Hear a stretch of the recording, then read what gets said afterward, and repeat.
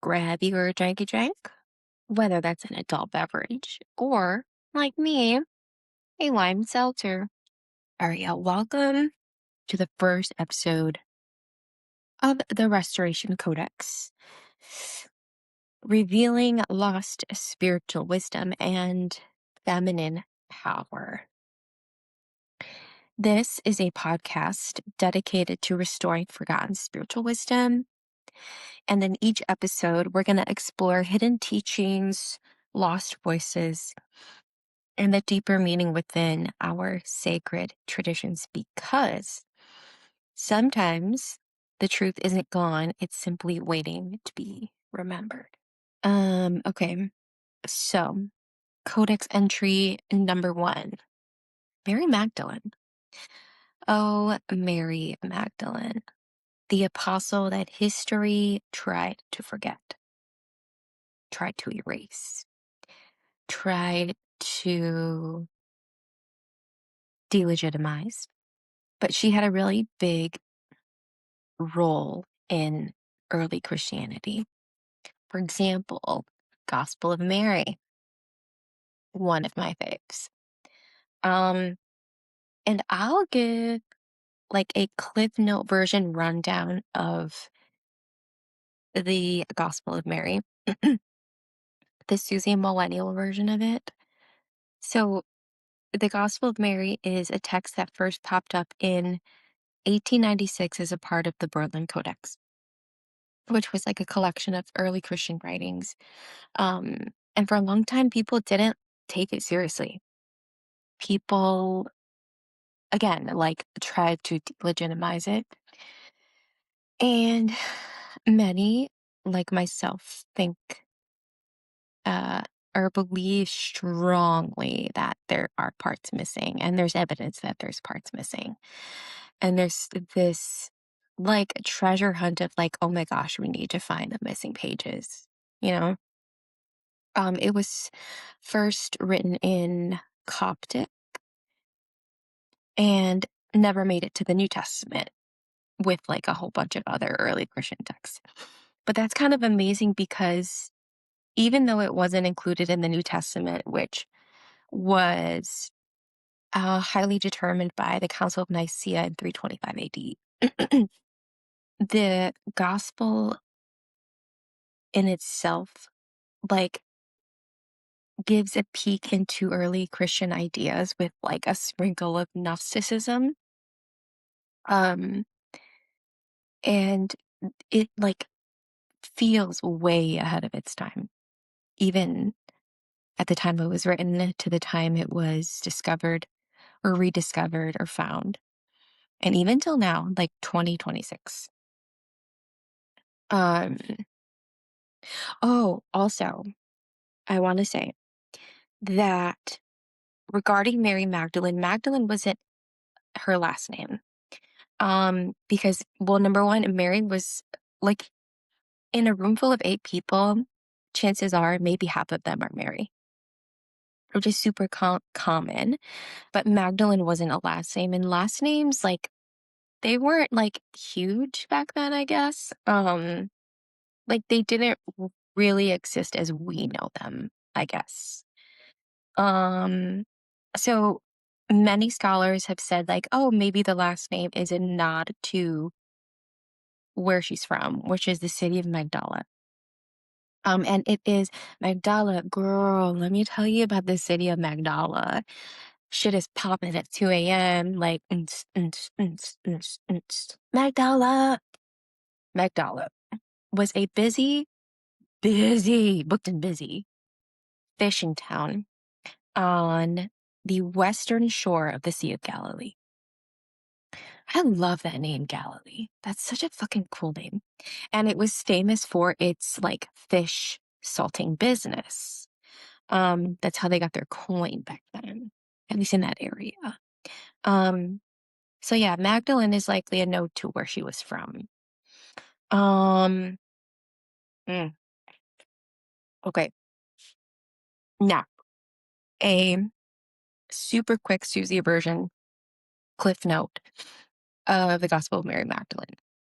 In a later episode, I think I will probably read through the entirety of the Gospel of Mary. It's not that long. And just share commentary regarding the gospel. Okay, so basically, here's the tea. Lock the fuck in. Mm. So the gospel kicks off with Yeshua, and I'm gonna be calling him Yeshua unless I'm referencing something very specific with like regards to his name. Because Jesus is the whitewashed colonized version of that. Because people were lazy and didn't want to pronounce his real name. Yeshua. He was giving this TED talk to his disciples, right? Um, like so he's like giving them this talk before his death and like resurrection. And he's basically saying, like, telling them to giving them all assignment. And he's like, hey, I need you to go out and spread the gospel. Okay. That's our mission. And then homie like fucking dips after that. He's like, bye. As we know, he um went into the Garden of Gethsemane after that, but he dipped basically. The point is that like he dipped, right? And honestly, the disciples, instead of being like, all right, we all have our mission, we know what we have to do, we know where we have to go, titties up, we're ready to go and spread the gospel, they kind of froze because they were like overwhelmed, I guess rightfully so, with like fear and grief. Like, oh, fuck, we know that like homie is about to be crucified for the exact gospel that he's telling us to like go out and preach. And they're like, actually, never mind. Actually, let's reschedule because what if they arrest us? What if they kill us? What if they try us? What if they crucify us because we are out there spreading the same message that he was spreading? And then Mary Magdalene, Mary had a little lamp. She steps in and she's like, guys, everyone chill the fuck out. Take a chill pill. Remember the mission, basically gassing them up. She's like, remember who you are. Remember that you are strong. You are a part of this ministry for a reason. Yeshua chose you for a reason. Trust that it'll be okay. Trust him and then trust in yourself. And then fucking Peter. Oh my God. Peter, Peter, I think is one of the earliest versions of like a pick me, but also a man child. He's not my favorite, to say the least. So Peter asks her, like, to share the secret teachings that Yeshua bestowed upon her. And he wanted the tea so bad. He wanted the tea so bad. Which like that makes sense, right? But this is the issue I have. This is the issue I have. As Mary starts to remember a vision where Yeshua appeared to her and explained the soul's journey, aka a spiritual awakening, aka a kundalini, aka going back to the heavenly home, finding your way back to the light, finding your way back to God, finding your way back to source, finding your way back to love, to heaven. All that is a journey. It is a journey full of challenges and obstacles that were set by hostile forces. Hostile forces could mean many different things. So she's sharing this, and of course, everyone was kind of not on board with it at first, right? Number one, because it was a woman. Even though Mary earned her a place in that ministry, she was shattering the glass ceiling of that ministry, bitch. Like she did the work. And then Andrew comes in. He's like, kind of second guessing it. He's like, man, that's kind of weird that people would tell you that. The way that you're describing it is kind of weird. Um, and then Peter, fucking pygmy, questions like whether or not Yeshua would reveal these like revolutionary, life-changing deep truths to a woman. Right. Okay. Um, and then Levi, oh my man, Levi, I give kudos to. Like he gets a gold star. He jumped in to defend Mary and he was like, guys, guys, guys, guys, guys. Same thing. Chill the fuck out. Like, who are we? Who are we to question Yeshua's choice to deliver this information to Mary? Like, who the fuck? He checked himself. He checked himself so quick and he checked the others as well. And basically said, like, Yeshua loved her more than the others, not because she was a woman, not because she was his divine partner, not because of his wife, none of that shit. He chose her. He loved her more than the others because of her ability to understand, because of her ability to alchemize, because of her ability to embody, because of her ability to understand what he was trying to teach her. And Loki, because Peter's a fucking pick me, um, he was like, basically like Levi was telling them, like, cut that shit out. We, again, have a mission. We have a job. This is what we need to do. And then he circles back and like asks them to seriously stop fighting, guys. Like, we have shit to do. And also, our best friend is gonna be crucified. So let's not forget the mission. Okay. And basically it was just like, we just need to go and preach. We need to trust Yeshua, trust what he's doing, and just do our part. And what's interesting is that, like, I wanted to talk a little bit about Mary Magdalene specifically came into my life, and it was after my near-death experience in October of 2021. Everything changed. Everything changed. And one of the first texts that I picked up was actually the Gospel of Thomas. But then once I started learning about Mary Magdalene and her truth, I stopped reading the Gospel of Thomas like halfway. And I picked up the Gospel of Mary, and I was like, everything changed. And nothing has been the same ever since. And I just really resonated with her on so many levels. I saw myself in her. I truly saw her for what she was, which is not a penitent sinner. It's not a whore. It's not a this or that. From the very beginning. And even in the part where, like, I just shared with you guys about how the other disciples were doubting her, were questioning why Yeshua bestowed upon her like this information. From the very beginning, she was fighting that patriarchy. She was fighting gender roles from the beginning. And I was like, okay, T. But at the same time, before she was a part of the ministry, before she was introduced to Yeshua, she also had a lot of pain, a lot of pain, a lot of darkness, a lot of her own inner demons that she needed to work through before her vessel was ready to carry what Yeshua needed her to carry. And they both incarnated at the same time.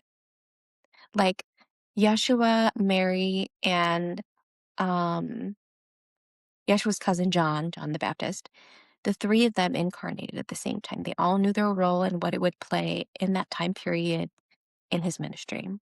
And they are still living this like human experience. They have to also, Mary had to forget. Mary had to forget who and what she was, just like a lot of us do when we, right? Like we incarnate, we forget our soul contracts, we forget why we come here, we forget our mission, but that's on purpose.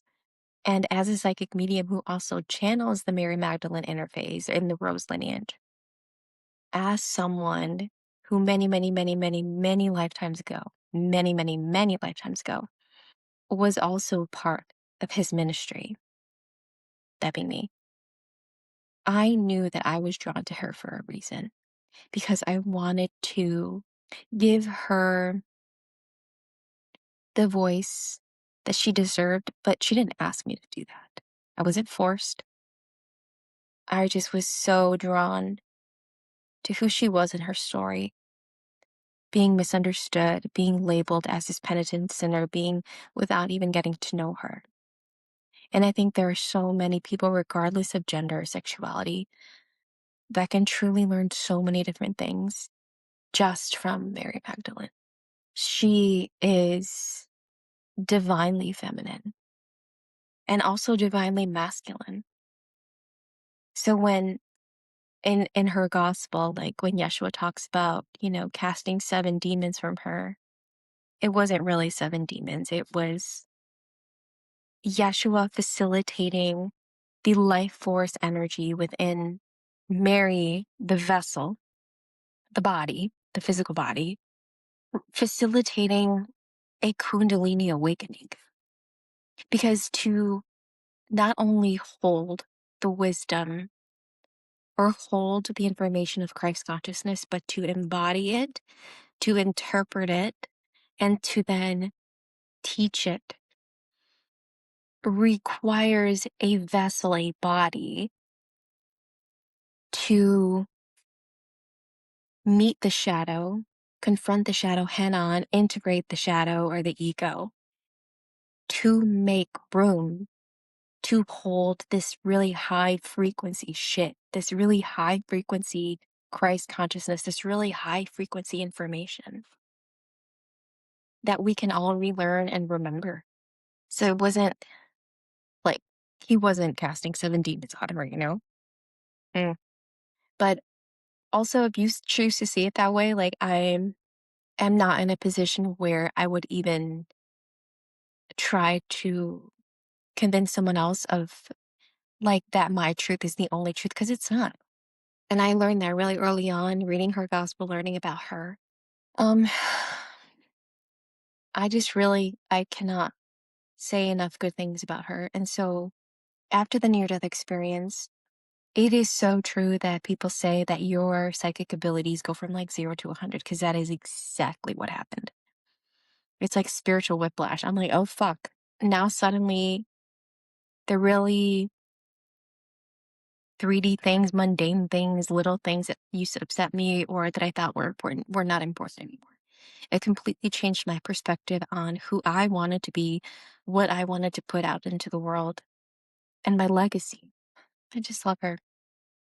Okay, this is kind of a trial. So, this is how I'm going to end it. My plan is to end each episode, and I think they're going to be, I want to keep them like 25 minutes or less. Maybe if they progress to something longer, but I feel like short form content is less daunting for me to make, you know? So at the end of each episode, I'm going to do a couple summaries. And the first being what I'm going to call a codex insight. So this is kind of like the summary of the entire episode.